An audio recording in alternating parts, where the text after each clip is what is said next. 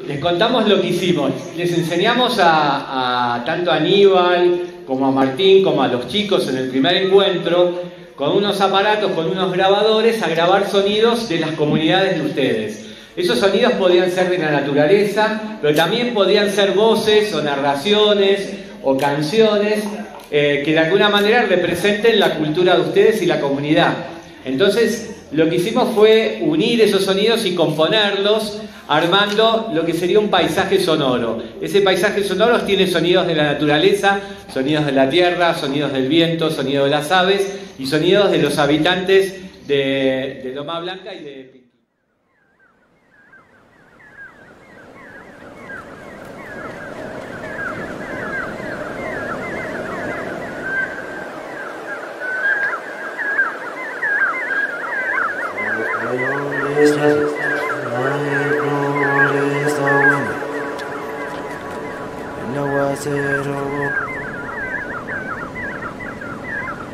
El aguacero cantan en mi pago.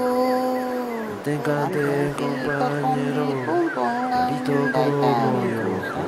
Hay que saber hacerlo como perdices. Así cantan en mi pago.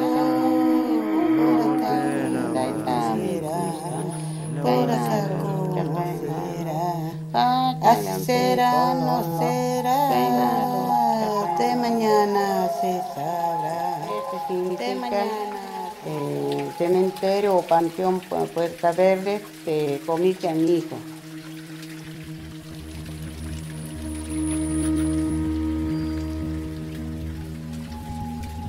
Cerro que aparece entre medio vivo yo.